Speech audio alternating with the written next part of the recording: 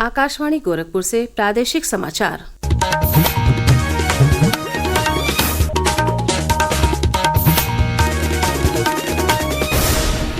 नमस्कार। समाचार बुलेटिन के साथ मैं सोनी निगम। पहले मुख्य समाचार।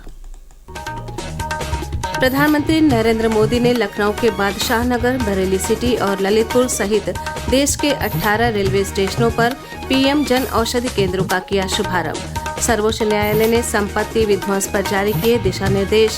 कहा, उचित प्राधिकार के बिना किसी भी संपत्ति के विध्वंस को समझा जाएगा मनमाना कार्रवाई। प्रदेश में उपचुनाव को लेकर प्रचार हुआ तेज।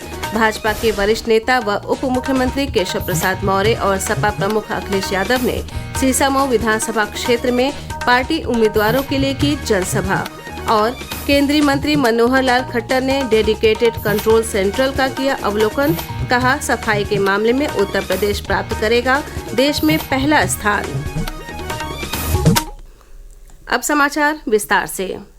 प्रधानमंत्री नरेंद्र मोदी ने कल लखनऊ के Badshahnagar railway station, Bareilly city और ललितपुर समेत देश भर के विभिन्न रेलवे स्टेशनों पर 18 प्रधानमंत्री भारतीय जन औषधि केंद्रों का वर्चुअल माध्यम से शुभारंभ किया। उन्होंने बिहार के दरभंगा से 12,000 करोड़ रुपए से अधिक की अन्य विकास परियोजनाओं का भी उद्घाटन किया।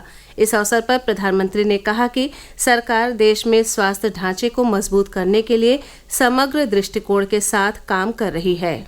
साथियों, हमारी सरकार देश में स्वास्थ्य को लेकर होलिस्टिक अप्रोच के साथ काम कर रही है। हमारा पहला कदम, हमारा फोकस बीमारी से बचाव पर है।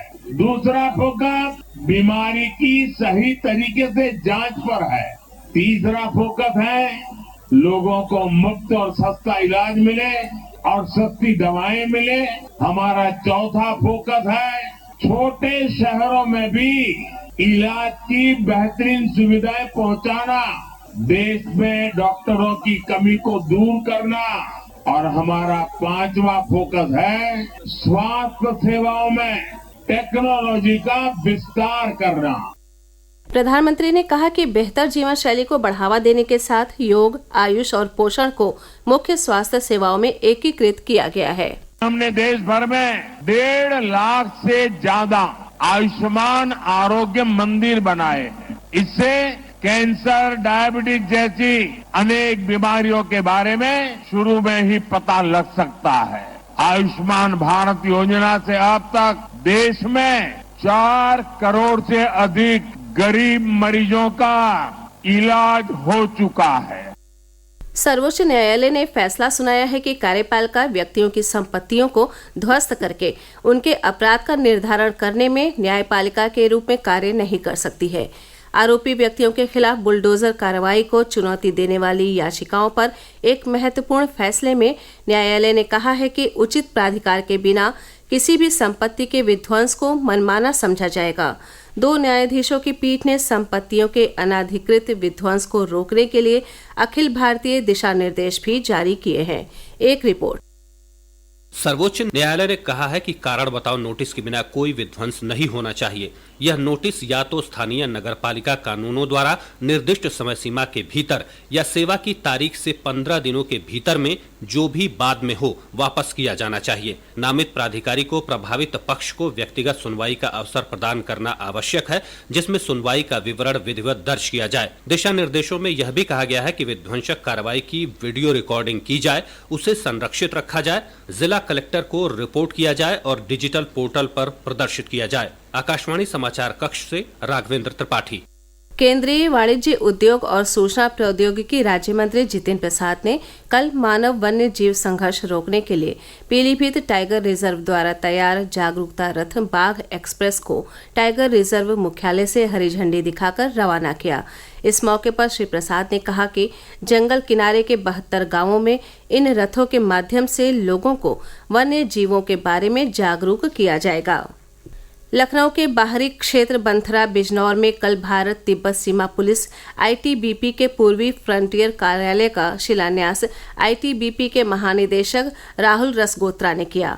उन्होंने बताया कि इस फ्रंटियर ऑफिस के बन जाने से पास के बॉर्डर क्षेत्र में फोर्स का डिप्लॉयमेंट आसान होगा। प्रादेशिक समाचार आप आकाशवाणी गोरखपुर से सुन रहे हैं। ये समाचार बुलेटिन हमारे YouTube channel AIR news Gorakhpur और X हैंडल AIR न्यूज_GKP पर भी उपलब्ध है। प्रदेश में 9 विधानसभा सीटों के लिए 20 नवंबर को होने वाले उपचुनाव की तिथि नजदीक आने के साथ ही सभी राजनीतिक दलों ने अपने चुनाव प्रचार की गति बढ़ा दी है। सभी राजनीतिक दलों के नेता और स्टार प्रचारक संबंधित विधानसभा क्षेत्र में अपने अपने पार्टी के प्रत्याशियों के पक्ष में चुनावी जनसभाएं और रैलियां कर रहे हैं। भाजपा के वरिष्ठ नेता और उप मुख्यमंत्री केशव प्रसाद मौर्य ने कल कानपुर की सीसामऊ विधानसभा क्षेत्र में भाजपा प्रत्याशी के लिए चुनाव प्रचार किया। इस दौरान उन्होंने समाजवादी पार्टी पर तीखे हमले किए। वहीं समाजवादी पार्टी के राष्ट्रीय अध्यक्ष और पूर्व मुख्यमंत्री अखिलेश यादव ने कल कानपुर की सीसामऊ विधानसभा क्षेत्र के सपा प्रत्याशी के पक्ष में चुनावी जनसभा की और भाजपा सरकार पर निशाना साधा। प्रदेश में 9 विधानसभा सीटों के लिए 20 नवंबर को होने वाले उपचुनाव में प्रयागराज जिले की फूलपुर विधानसभा सीट भी शामिल है। भाजपा के विधायक प्रवीण पटेल के 2024 में सांसद बनने के बाद ये विधानसभा सीट रिक्त हो गई थी। हमारे प्रतिनिधि ने बताया कि फूलपुर विधानसभा चुनाव में मुख्य मुकाबला भाजपा और सपा के बीच माना जा रहा है, लेकिन बसपा ने भी अपना उम्मीदवार उतारकर लड़ाई को दिलचस्प बना दिया है। भाजपा ने फूलपुर की पूर्व सांसद केसरी देवी पटेल के बेटे पूर्व विधायक दीपक पटेल को चुनाव मैदान में उतारा है। दीपक पटेल ने 2012 में करछना विधानसभा सीट से बसपा के विधायक रह चुके हैं। वहीं समाजवादी पार्टी ने मोहम्मद मुस्तफा सिद्दीकी को टिकट दिया है। सिद्दीकी 2022 के विधानसभा चुनाव के पहले बसपा छोड़कर समाजवादी पार्टी में शामिल हुए थे। उन्होंने 2022 के विधानसभा चुनाव में भाजपा को कड़ी टक्कर दी थी, जबकि बसपा ने जितेंद्र कुमार सिंह को अपना उम्मीदवार बनाया है। फूलपुर में कुल 12 उम्मीदवार चुनावी मैदान में हैं, जिनमें छोटे दलों के उम्मीदवार और 5 निर्दलीय प्रत्याशी भी शामिल हैं। विधानसभा क्षेत्र के 4,07,366 मतदाता 20 नवंबर को इनकी किस्मत का फैसला करेंगे। प्रवीण मिश्र, आकाशवाणी समाचार, फूलपुर, प्रयागराज। केंद्रीय विद्युत व आवासन और शहरी कार्य मंत्री मनोहर लाल खट्टर आज लखनऊ में आयोजित डिस्ट्रीब्यूशन यूटिलिटी मीट 2024 के मुख्य अतिथि होंगे। कार्यक्रम की अध्यक्षता मुख्यमंत्री योगी आदित्यनाथ करेंगे। इससे पहले कल लखनऊ में श्री खट्टर ने प्रदेश के विद्युत और शहरी विकास मंत्री AK शर्मा के साथ राज्य के विद्युत और शहरी विकास से संबंधित मुद्दों पर समीक्षा बैठक की। बैठक में उन्होंने प्रदेश के ऊर्जा क्षेत्रों और नगर विकास से संबंधित कार्यों पर भी चर्चा की। समीक्षा बैठक के पहले केंद्रीय मंत्री ने सफाई व्यवस्था की निगरानी करने के लिए गठित डेडिकेटेड कंट्रोल सेंटर का अवलोकन किया। इस दौरान उन्होंने कहा कि आने वाले समय में सफाई व्यवस्था के मामले में उत्तर प्रदेश देश में पहला स्थान प्राप्त करेगा। एक बहुत अच्छा प्रोजेक्ट यहाँ स्थापित किया गया है। अभियान चलाने के लिए स्वच्छता के काम को निरंतर उसको ध्यान रखने के लिए प्रोजेक्ट है। और मुझे ये भी जानकारी मिली है कि उत्तर प्रदेश की रैंकिंग ये देश भर में 9वीं रैंकिंग आई है। मैं इसमें अपेक्षा करूंगा कि हम ऐसे इसको प्रथम स्थान पर लाने के लिए अपने आप को तैयार करें, सिद्ध करें, ताकि स्वच्छ अगर हर उत्तर प्रदेश होगा तो देश भी स्वच्छ निश्चित रूप से होगा। मुख्यमंत्री योगी आदित्यनाथ 15 नवंबर को बिरसा मुंडा के जयंती पर लखनऊ के संगीत नाटक अकादमी में 6 दिवसीय अंतर्राष्ट्रीय जनजाति भागीदारी उत्सव का शुभारंभ करेंगे। समाज कल्याण मंत्री स्वतंत्र प्रभार असीम अरुण ने बताया कि उद्घाटन समारोह के उपरांत 11 बजे से सांस्कृतिक समागम शोभा यात्रा भी निकाली जाएगी। इस बार ये अंतर्राष्ट्रीय जनजाति दिवस के रूप में मनाया जा रहा है। इसमें 22 राज्यों के प्रतिनिधि मंडल के आने की पुष्टि अभी तक हो चुकी है। इसमें सांस्कृतिक गतिविधियां भी होंगी, व्यंजन भी होंगे और सबसे महत्वपूर्ण परिचर्चाएं होंगी कि किस तरीके से जनजाति कल्याण के लिए हमको काम करना है। अभी तक की सूचना के अनुसार 2 देशों के भी प्रतिनिधि मंडल इसमें प्रतिभाग कर रहे हैं। अमरोहा के गंगाधाम तिगरी में चल रहे राजकीय कार्तिक पूर्णिमा मेले के मद्देनजर निकटतम कांका ढेर रेलवे स्टेशन पर कल से 16 नवंबर तक 11 एक्सप्रेस ट्रेनों का ठहराव शुरू किया गया है। उधर इस अवसर पर उत्तर प्रदेश सड़क परिवहन निगम गोरखपुर से अयोध्या के लिए आज से 16 नवंबर तक 45 अतिरिक्त बसें चलाएगा। अंत में मुख्य समाचार एक बार फिर। प्रधानमंत्री नरेंद्र मोदी ने लखनऊ के बादशाह नगर, बरेली सिटी और ललितपुर सहित देश के 18 रेलवे स्टेशनों पर PM जन औषधि केंद्रों का किया शुभारंभ। सर्वोच्च न्यायालय ने संपत्ति विध्वंस पर जारी किए दिशा निर्देश।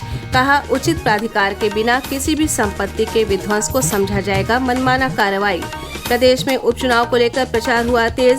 भाजपा के वरिष्ठ नेता व उप मुख्यमंत्री केशव प्रसाद मौर्य और सपा प्रमुख अखिलेश यादव ने सीसामऊ विधानसभा क्षेत्र में पार्टी उम्मीदवारों के लिए की जनसभा। और केंद्रीय मंत्री मनोहर लाल खट्टर ने डेडिकेटेड कंट्रोल सेंट्रल का किया अवलोकन। कहा, सफाई के मामले में उत्तर प्रदेश प्राप्त करेगा देश में पहला स्थान। इसी के साथ ये समाचार बुलेटिन समाप्त हुआ। नमस्कार।